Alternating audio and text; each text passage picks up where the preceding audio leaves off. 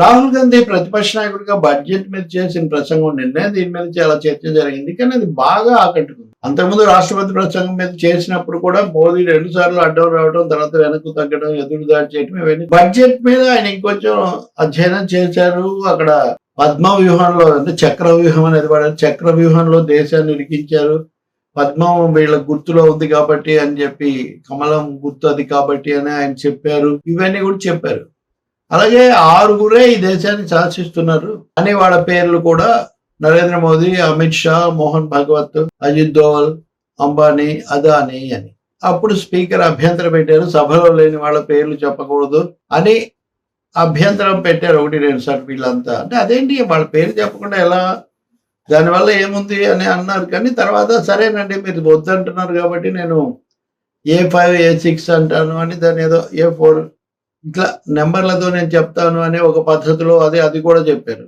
తర్వాత దాన్ని కాదన్నారు కదా, అందుకని నేను ఇట్లా చెప్తానన్నారు. అంటే ఏదో ఒక విధంగా దాని చుట్టూ మొత్తం మీకు చెప్పాలంటే ఒక కార్పొరేట్ కమ్యూనల్, ఒక మతతత్వం, కార్పొరేట్ తత్వం, ఇక్కడ వర్ణాల ఆధిపత్యం, ఇవన్నీ కలిసిన రాజ్యం ఇప్పుడు నడుస్తూ ఉందన్నది రాహుల్ గాంధీ చెప్పడానికి గట్టిగానే ప్రయత్నం చేశారు. అది ఆకట్టుకునే విధంగా చెప్పారు. అలాగే ఉద్యోగ ఉపాధికి సంబంధించి కానీ, పేదలకు సంబంధించి కానీ ఈ అంశాలు ఆయన చెప్పారు.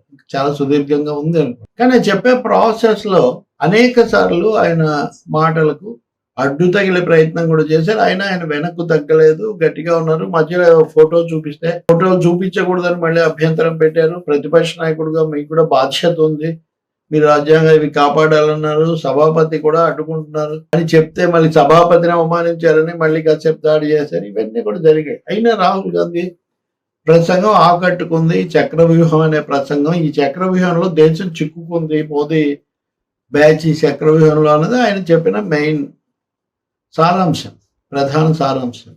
దీని మీద రాహుల్ గాంధీ ఇంత బాగా ప్రసంగించారు. ఇది జరిగింది శనివారం, శుక్రవారం. దీని మీద చేతన్ భగత్ ఉన్నాడు కదా, చాలా పాపులర్ రచయిత, 3 Idiots ఇవన్నీ కూడా. ఆయన తన కాలంలో ఒక విషయం రాశాడు, రాహుల్ గాంధీ ఎలా మారాడు, మెటామార్ఫసిస్. రాహుల్ గాంధీ పొలిటికల్ మెటామార్ఫసిస్. ఏమొచ్చాయి రాహుల్ గాంధీలో 4 కీలకమైన లక్షణాలు వచ్చాయని ఆయన చెప్పారు. రాహుల్ గాంధీ వెళ్ళటము, ఆయన సూటిగా మాట్లాడడం నేర్చుకున్నారు. ఇంతకుముందు కళ్ళల్లో కళ్ళు పెట్టి చూసేవాళ్ళు కాదు, ఇప్పుడు ఆయన కళ్ళలో కళ్ళు పెట్టి చూస్తున్నారు, గట్టిగా చూసి మాట్లాడుతూ ఉన్నారు. అది ఆయన పెరిగిన విశ్వాసాన్ని సూచిస్తుంది. మీరు ప్రతి దాంట్లో కూడా మీరు గమనించవచ్చు.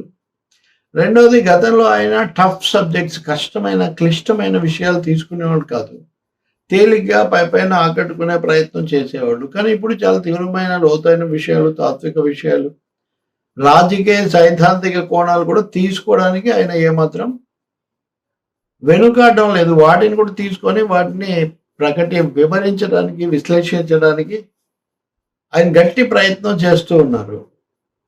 మూడవది, ఆయన చాలా గట్టిపడ్డాడు. ముఖ్యంగా ఈ భారతదేశం అంతా యాత్ర చేశారు కదా, ఈ యాత్ర సందర్భంలో ఆయన బాగా గట్టిపడ్డాడు. అది వరకు ఉన్న దానికంటే కూడా ఇప్పుడు ఆయన ఒక విధంగా గట్టి నాయకుడిగా ఉన్నాడు. నాలుగవది ముఖ్యమైనది, వీటన్నిటి కారణంగా రాహుల్ గాంధీని వినాలి అనే ఆసక్తి కూడా ఆయన ప్రజల్లో పెంచగలిగాడు. రాహుల్ గాంధీ ఏం చెప్తాడో వినాలి, ఆలకించాలి అన్నది దేశంలో వచ్చింది. సో ఎప్పుడైతే ఒక నాయకుడికి ఆయన యొక్క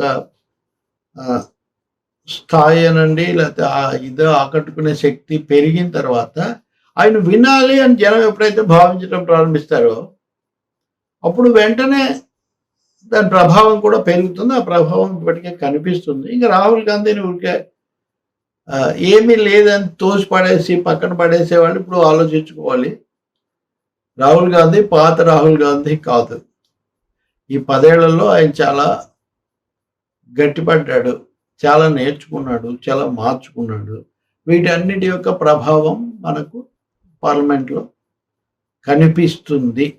ఇలా అంటే రాహుల్ గాంధీలో కానీ కాంగ్రెస్లో ఇంకేం సమస్యలు లేవని కదా, ఉంటే ఉండొచ్చు. కానీ పర్సనల్గా ఆయన పప్పు అని, ఆయన ఎందుకు చేతగాని వాడని, ఆయన పారిపోతాడని రకరకాలుగా మాట్లాడారు కదా, వాటి వేటికి ఇప్పుడు ఆయన చెల్లించడం లేదు. తనకంటూ ఒక స్టైల్ ఏర్పాటు చేసుకున్నాడు, తన కమ్యూనికేషన్ పద్ధతి ఒకటి పెట్టుకున్నారు, సూటిగా ప్రజల్లో కలిసిపోతూ ఉన్నారు. ఎంత దగ్గరగా వెళ్తే అంతగా తెలుసుకుంటున్నాడు ఆయన. ఎలా చెప్తే వినాలి అని ఈయన తెలుసుకున్నాడు.